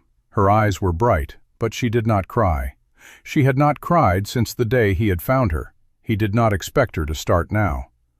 "I'll ride down in the morning," he said. "I'll meet them at the station and bring them back. You stay here with Pearl. Martha will come sit with you." "I don't need Martha," Sarah said. "I know you don't, but I'll feel better knowing someone's here." She opened her mouth to argue, then closed it. "All right," she said. The night was long. Russell did not sleep. He sat by the fire watching the flames, listening to the sound of Sarah's breathing from the cot. She was not sleeping either. He could tell by the way she turned, the way she adjusted Pearl's blanket, the way she sighed in the dark. But neither of them spoke. There was nothing left to say that the waiting would not answer. He left before dawn. The sky was still dark, the stars sharp and cold, and Colt moved through the gray light with the steady rhythm of a horse that had made this trip more times than either of them could count. The ride to Billings took 4 hours. The train was scheduled to arrive at 11. He was there by 9, standing on the platform, alone except for a porter sweeping the boards and a stray dog that sniffed at his boots and then moved on. The town was waking up around him. Shopkeepers opened their doors. A wagon rattled down the main street. The smell of coffee and wood smoke drifted from somewhere nearby. Russell stood with his arms crossed and his back against a post, watching the empty tracks, and he did not move. The train came at 11:15. He saw the smoke first, a dark plume rising above the rooftops, and then the engine itself, rumbling into the station with a screech of iron and a hiss of steam. The porter hurried forward with his step stool. The doors opened. Passengers began to descend. The first few were ordinary travelers, a drummer with a sample case, a woman with a child, a man in a suit who looked like he had been traveling for days. Then the door at the far end of the passenger car opened, and a man stepped down who was not ordinary in any way. He was tall, lean, with dark hair going gray at the temples. His clothes had been expensive once, but they were rumpled and dust-covered from the journey. His face was drawn, the face of a man who had been running on hope and fear for so long that he had forgotten what rest felt like. And his eyes, Russell saw them even from a distance, were dark brown, the same dark brown as good river water. Behind him, a woman appeared in the doorway. She was pale, slender, with a shawl pulled tight around her shoulders, and she moved with the careful deliberation of someone who had been ill and was not fully recovered. She took the man's hand and stepped down onto the platform, and she looked around with the dazed expression of a person who had crossed a continent and was still not sure they had arrived. George Aldridge scanned the platform. His eyes passed over the porter, over the drummer, over the man with the sample case, and then they landed on Russell, standing alone by the post. He did not look away. He walked toward him, his wife's hand in his, and stopped a few feet away. "Russell Parker?" he said. His voice was hoarse, like a man who had not spoken much in days. "Yes. George Aldridge. This is my wife, Catherine." Russell nodded. "She's alive," he said, because it was the first thing that needed to be said. "She's healthy. She's waiting for you." Catherine Aldridge made a sound, a small, broken sound that she tried to suppress. Her hand went to her mouth, and her eyes filled, but she did not weep. She held it together the way mothers do when they need to be strong for the next step.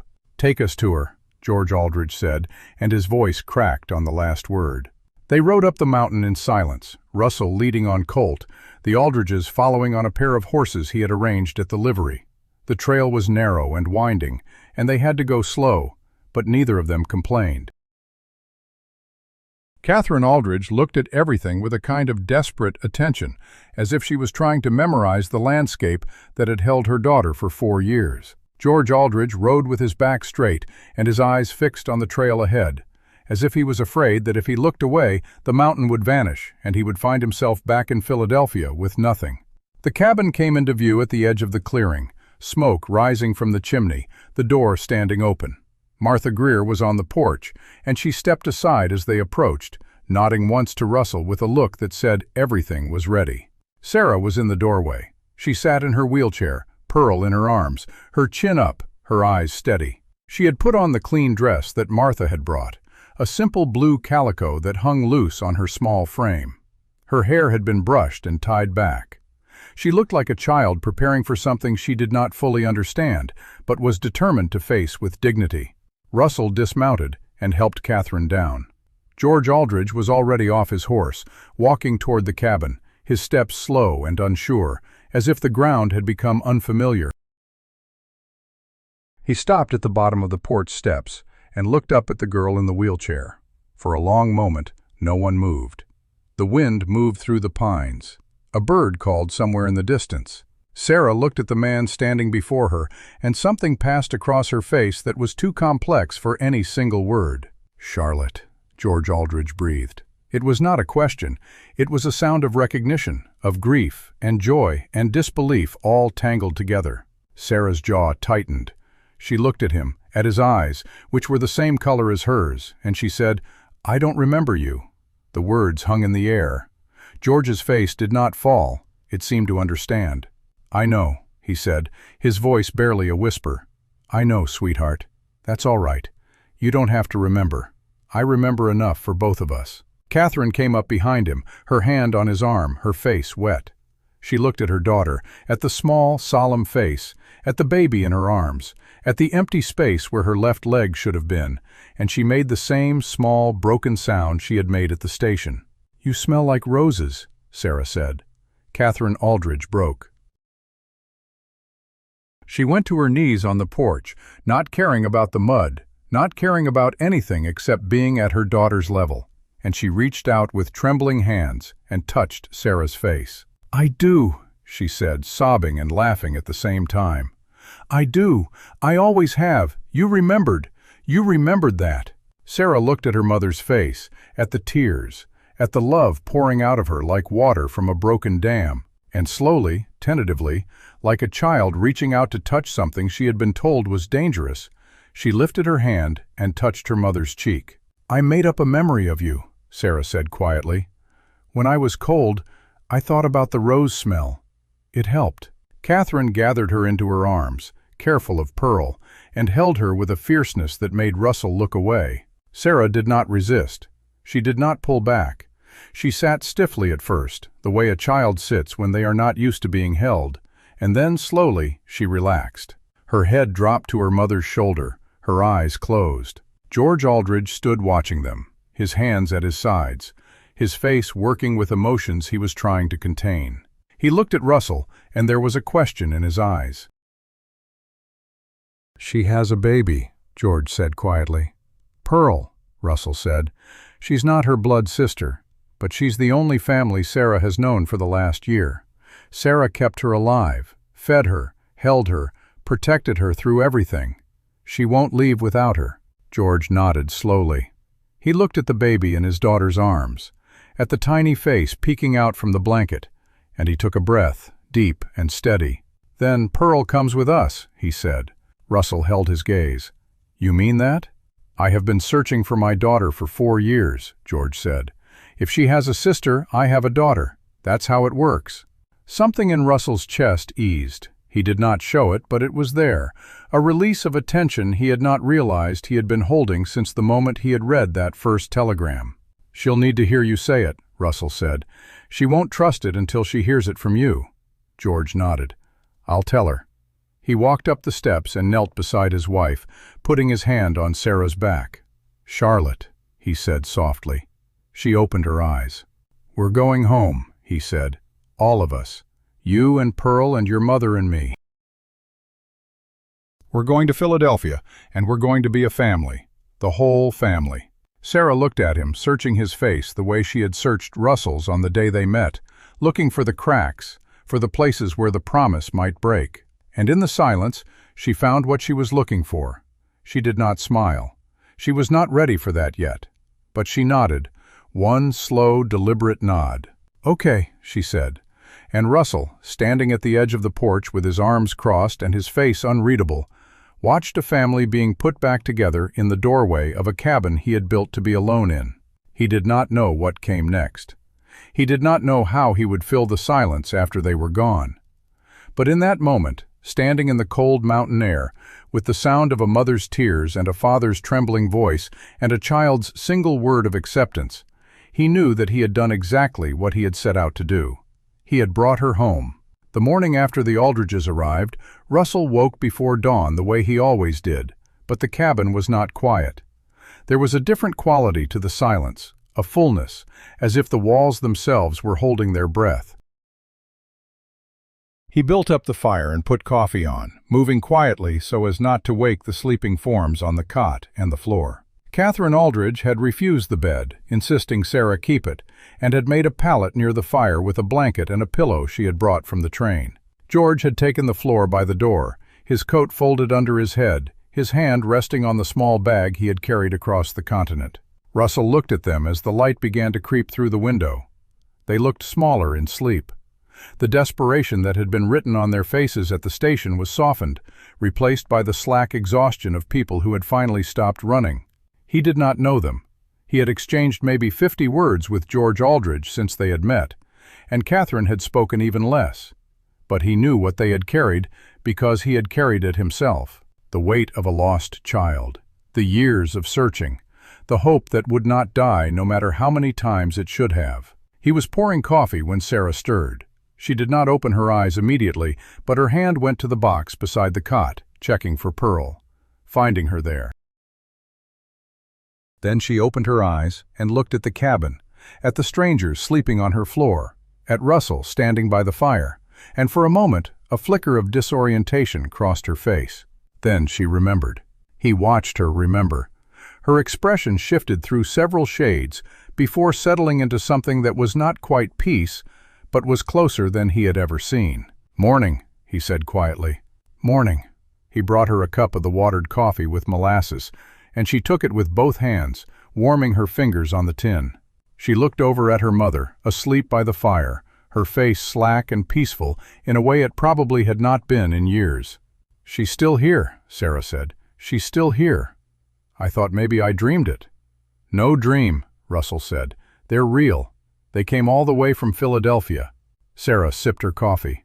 Her eyes moved to her father, curled on the floor by the door, his hand on his bag. "He slept in front of the door," she observed.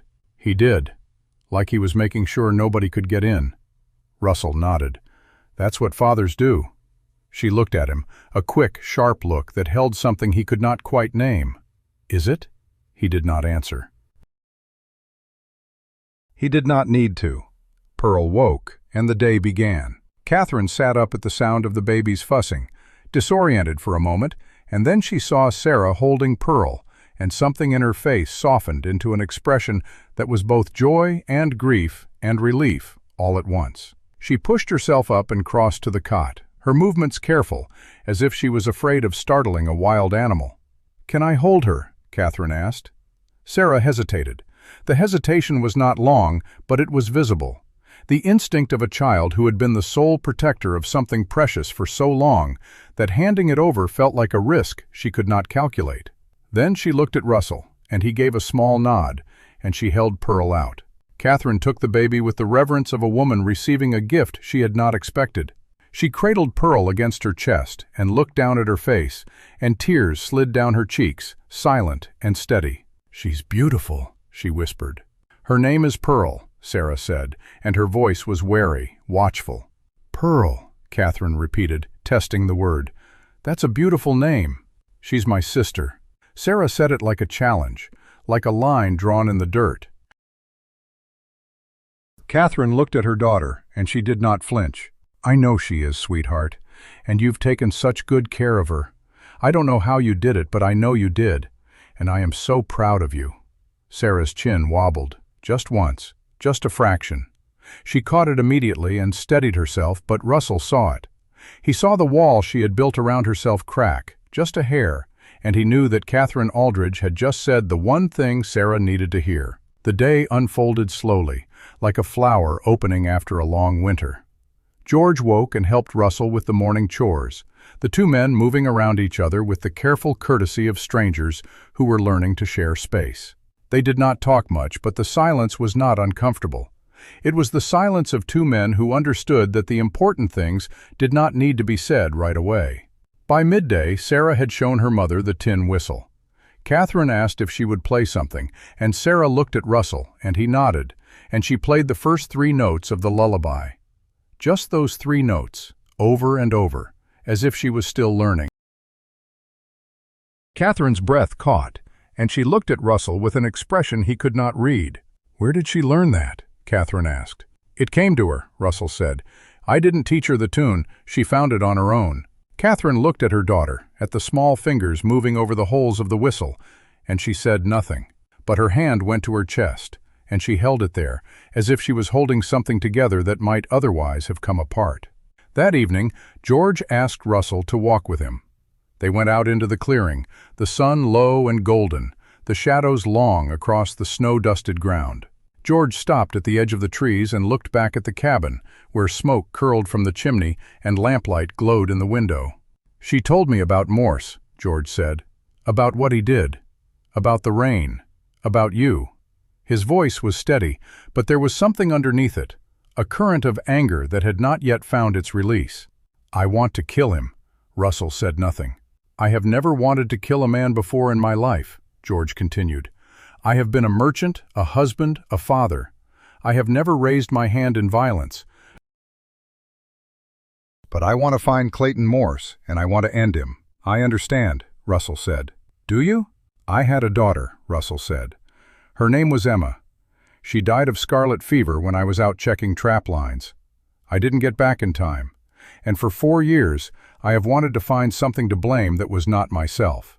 He paused. "If I had found a man who had taken her, who had left her in the rain, who had hurt her, I would not have been able to stop myself. So yes, I understand." George was quiet for a long moment. The wind moved through the pines, and somewhere in the distance, a bird called out, a single, lonely note. "What stopped you?" George asked. "With Morse, what stopped you from killing him when you had the chance?" Russell thought about it.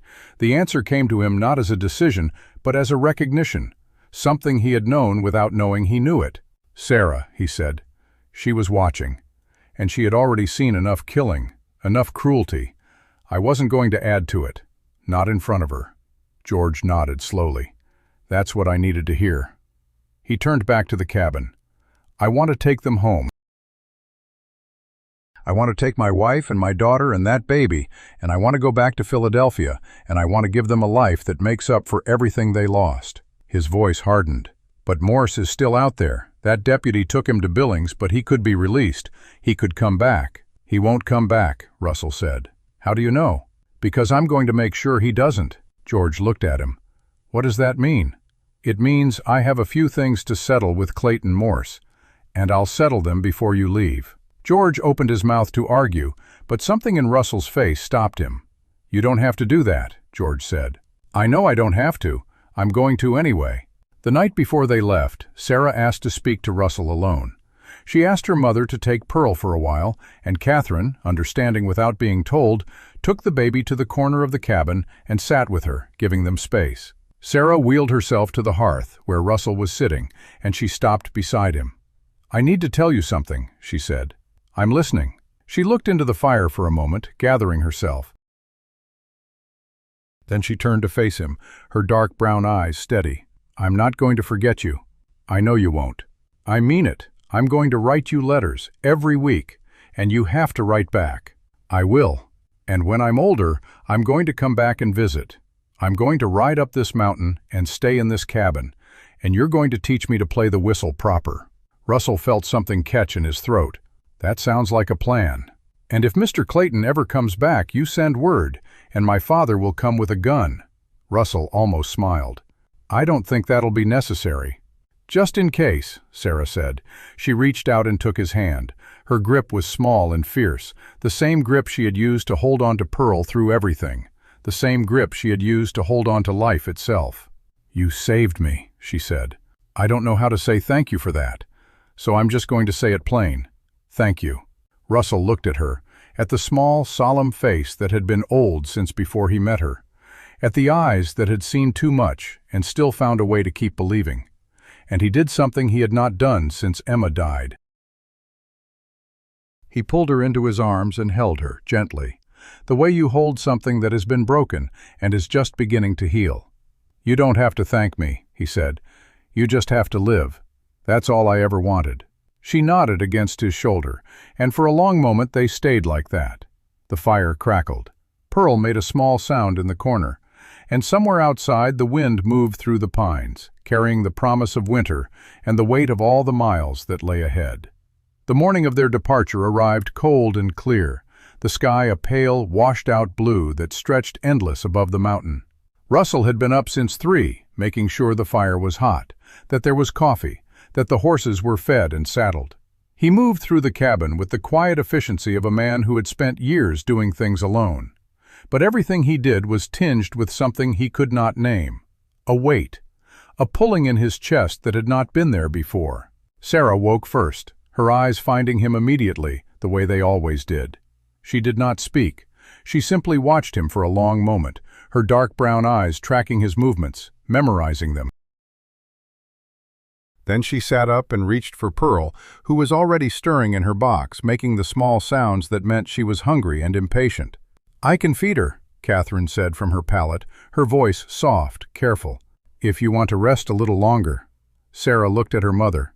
The hesitation was there again, the instinct to hold on, to keep the baby close. But something had shifted in the days since they had arrived. The wall Sarah had built was not gone, but there were cracks in it now, places where light could get through. She nodded once and handed Pearl to Catherine. Catherine took the baby with the same reverence she had shown the first time, cradling her against her chest, murmuring something soft that made Pearl's fussing quiet. Sarah watched for a moment, then turned back to Russell. "You're going after him," she said, not a question. Russell did not pretend not to understand. "Yes." "When?" "After you leave." She absorbed that. Her jaw worked, the way it did when she was fighting something down. "You'll come back?" "I'll come back." "Promise?" He crouched in front of her wheelchair, the same way he had on the day they met. "I promise." She held his gaze for a long moment, searching for the lie, finding none. Then she nodded, one sharp, decisive movement. "Good, because I'm holding you to those letters. I know you are." George Aldridge appeared in the doorway, his coat already buttoned, his bag in his hand. He looked at Russell, then at his wife holding the baby, then at his daughter in her wheelchair. Something passed across his face, a complex mixture of gratitude and grief, and the desperate hope of a man who was about to take the first step toward a life he had almost given up on. "We're ready," he said. The loading took longer than expected. The wheelchair had to be lashed to a special rig George had arranged in Billings, a light cart that could be pulled behind one of the horses. Pearl's box was packed with blankets and supplies. Catherine had brought a small satchel of clothes for Sarah, things she had bought on the train, guessing at sizes, hoping they would fit. They did, mostly. Sarah looked at the dress, a soft blue wool, and ran her fingers over the fabric with an expression Russell could not read. "It's warm," she said. "I wanted you to be warm," Catherine said, her voice thin. Sarah looked at her. "Thank you." 2 words, but Catherine's eyes filled, and she pressed her hand to her mouth and nodded. The moment came when there was nothing left to do but go. George helped Sarah into the cart, positioning her so she could see the trail ahead and the cabin behind. Pearl was placed in her arms, and Sarah settled her against her chest with the practiced ease that had become second nature. Catherine climbed onto the horse George had brought for her, and George mounted his own, and they all looked at Russell, standing alone in the clearing. He walked to the cart and stood beside it. Sarah looked down at him, and for a moment neither of them spoke. "You have the whistle?" he asked. She held it up. It was tucked into a small pouch at her side, along with the letter he had written her the night before, the first of what he had promised would be many. "You practice," he said, "and when you come back, you're going to play me that whole lullaby, start to finish." "I will," she said. He reached up and touched her hand, just once, a brief pressure. Then he stepped back. "Go on," he said. "Your father's got a long ride ahead." George nodded to him, a silent acknowledgement that carried more than words could. He clucked to his horse, and the cart lurched forward. Sarah looked back as the wheels began to turn, her dark brown eyes fixed on Russell, and she did not look away until the trees swallowed the cabin from view. Russell stood in the clearing and watched until the sound of the horses faded into the mountain silence. Then he stood a while longer, alone, the cold wind pulling at his coat, the emptiness of the cabin pressing against his back. He had been alone for 4 years before Sarah came.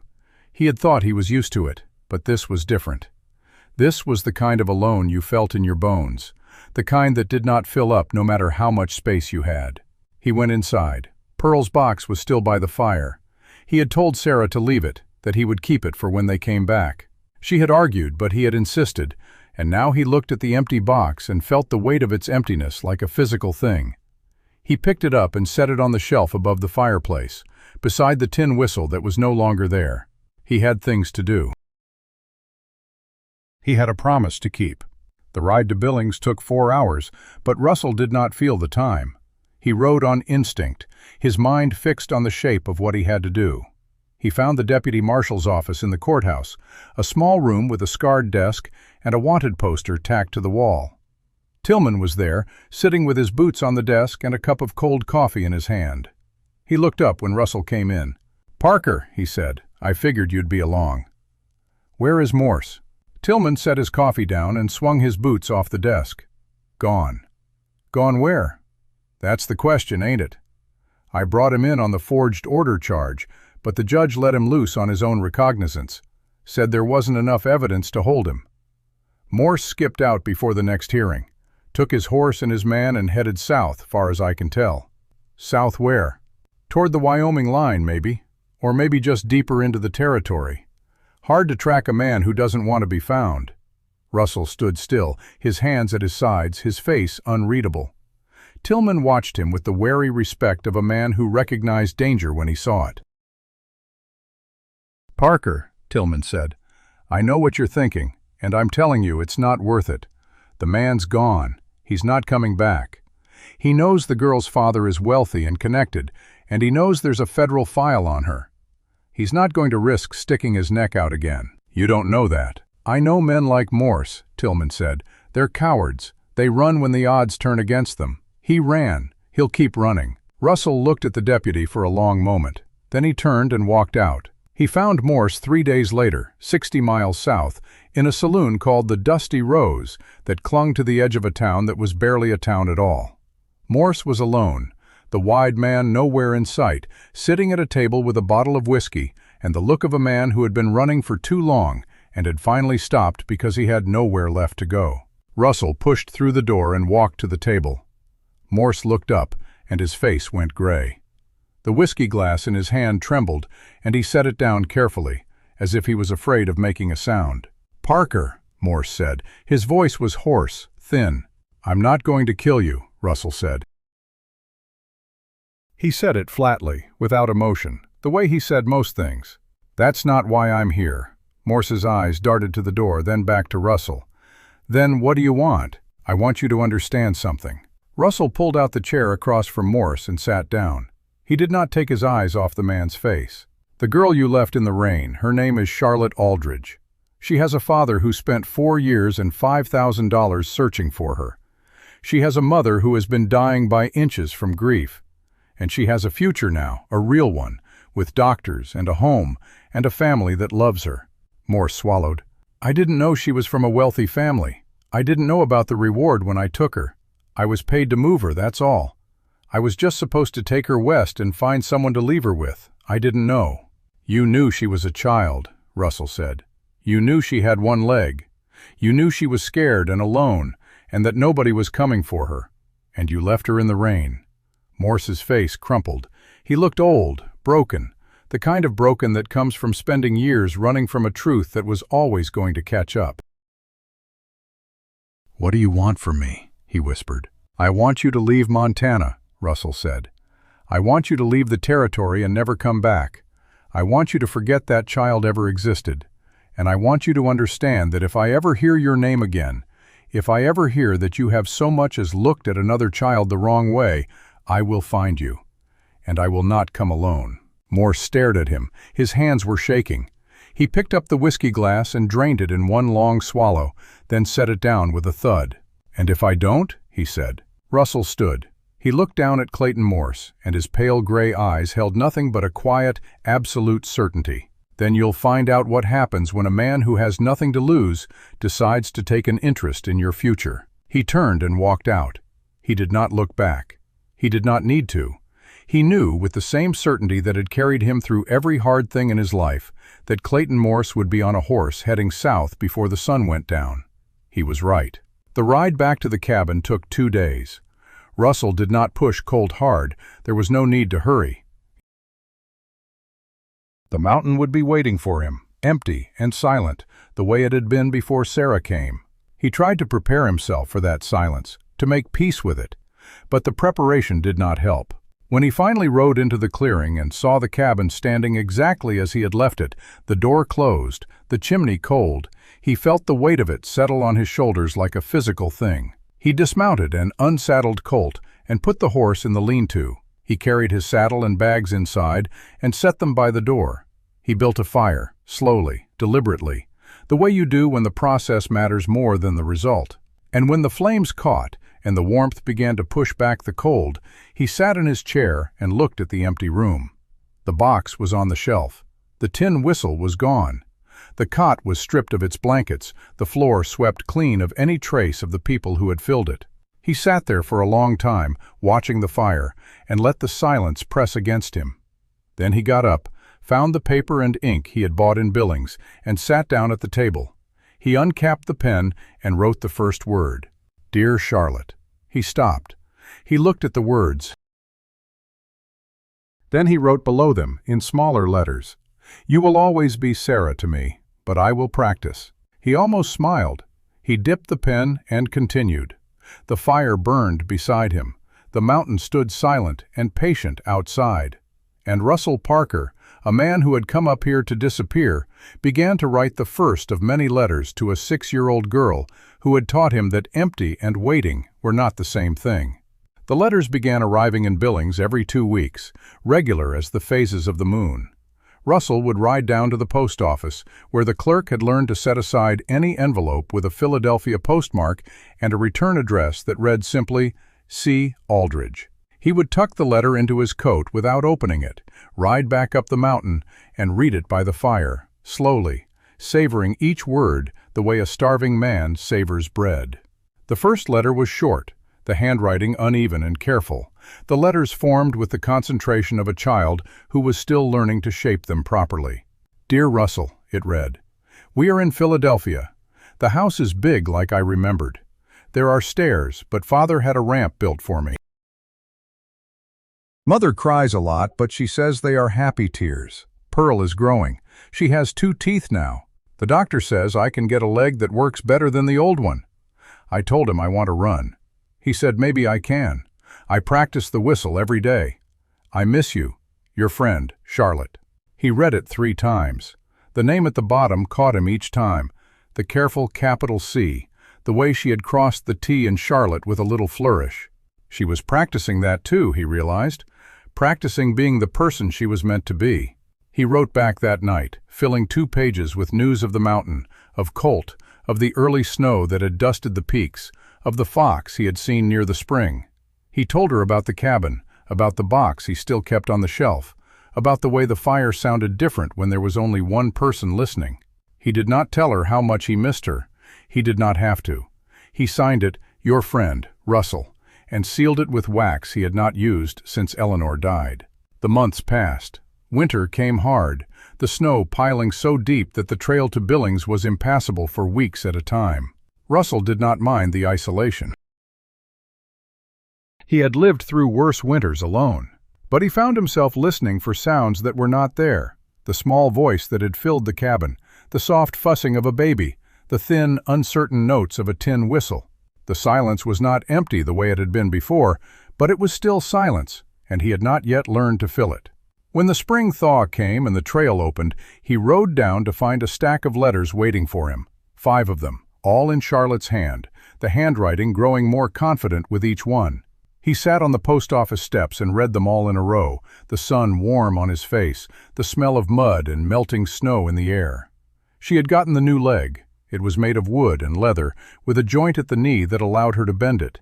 She wrote that she had fallen 17 times on the first day and 18 on the second, but on the third day she had walked the length of the hallway without holding onto the wall. "The doctor said I am stubborn," she wrote. "I told him I learned from a man in Montana." Pearl had spoken her first word. It was not Mama or Dada. It was Sarah.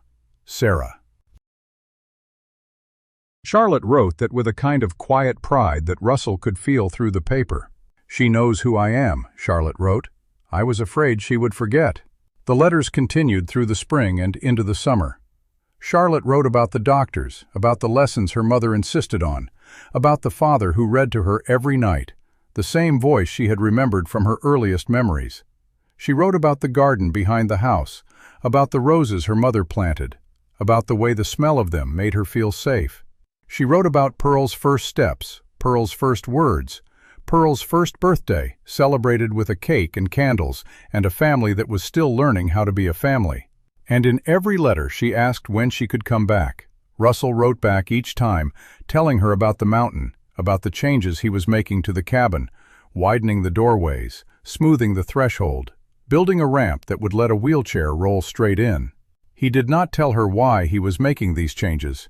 He did not have to. She knew. 2 years passed, then 3. The cabin changed slowly, the way a man changes when he has something to live for beyond his own survival. Russell added a room, a small one, with a window that faced east toward the sunrise. He built a proper bed, not a cot, and covered it with a quilt Martha Greer had helped him stitch. He carved a new set of shelves, leaving space for the things a child might bring. He did not speak of these changes to anyone, but Martha Greer saw them, and she said nothing, because she understood. The letter that changed everything came on a Tuesday in October, 5 years after Sarah had left the mountain. Russell recognized the handwriting on the envelope, but there was something different about it, steadier, more grown, the loops of the letters smoother. He opened it standing in the post office, and the words hit him like a physical blow. "Dear Russell, I am coming home. Pearl and I will be on the train to Billings on the 15th. Father is coming with us. Mother says to tell you she is packing enough food for a week. Do not try to argue. You will lose. I have been practicing the lullaby. I can play the whole thing now. I want to play it for you, in the cabin. Your friend, Charlotte." He read the date. The 15th was 4 days away. He spent those 4 days in a state of controlled chaos, cleaning and repairing and preparing in ways he had not done since before Eleanor died. He split extra wood and stacked it by the door. He aired out the new room and made up the bed. He bought supplies in Billings, coffee and sugar and molasses, the things he remembered Sarah liking. He even swept the porch, which he had never done once in the years he had lived there. The morning of the 15th, he rode down to the station. He did not know what he expected to see, but when the train pulled in and the door opened, he was not prepared for the girl who stepped onto the platform. She was 11 years old, tall and straight, with a walking cane in her right hand and a steadiness in her gait that spoke of years of practice. Her dark hair was braided back, and her brown eyes were the same as they had always been, the color of good river water. She wore a traveling dress of dark blue, practical and warm, and she moved with the confidence of someone who had learned to navigate the world on her own terms. Behind her, a small girl of 5 with dark curls and a serious face held her hand. Pearl. Russell recognized her from the photographs Charlotte had sent, but seeing her in person was different. She was real, solid, a living reminder of everything they had survived. Behind them both, George Aldridge stepped down, grayer and heavier than Russell remembered, but with the same steady eyes. He saw Russell and nodded, a small private gesture that carried years of gratitude. Charlotte stopped at the edge of the platform. She looked at Russell, and for a long moment, neither of them moved. Then she smiled. It was the first full smile he had ever seen on her face, wide and unguarded, and completely free of the weight that had been there when they first met. "You're still tall," she said. "You're still short," he said. She laughed, a sound he had never heard before, and she crossed the platform and stopped in front of him. She did not try to hug him. She held out her hand and he took it, and they stood there, hand in hand, in the middle of the station, while the porter unloaded their bags and the other passengers streamed past. "I told you I would come back," she said. "You did," he said. "I brought the whistle. I kept the box." She nodded, satisfied. Then she looked past him at the mountain rising in the distance, and something in her face softened. "Take me home," she said. The ride up the mountain took longer than it had the first time because Pearl had never been on a horse before and needed to go slow. Charlotte rode beside her, patient and encouraging, the way she had once held a newborn baby in the rain. Russell watched them from the corner of his eye, and he felt something settle in his chest that had been unsettled for 5 years. The cabin appeared through the trees, and Charlotte stopped her horse at the edge of the clearing. She looked at the changes he had made, the ramp, the wider door, the new window catching the afternoon light. She said nothing, but her hand tightened on the reins. They dismounted. Pearl ran ahead, drawn by the mystery of a cabin in the woods, and George followed, laughing, catching her before she tripped over a root. Charlotte walked up the ramp slowly, testing it with her cane, and stopped at the door. She looked inside, at the fire crackling in the hearth, at the box on the shelf, at the chair where Russell had sat and written her so many letters. She turned to face him. "You made a room." "It faces east," he said. "Sun comes in the window in the morning." She did not answer. But her eyes were bright, and she blinked hard, and for a moment she was 6 years old again, sitting in a rusted wheelchair in the rain, asking a stranger for milk. "I want to play it for you now," she said. "The lullaby." She reached into her coat and pulled out the tin whistle. It was worn, the metal polished from years of handling, the mouthpiece slightly dented from where she had dropped it once on the cobblestones of Philadelphia. She lifted it to her lips, and she played.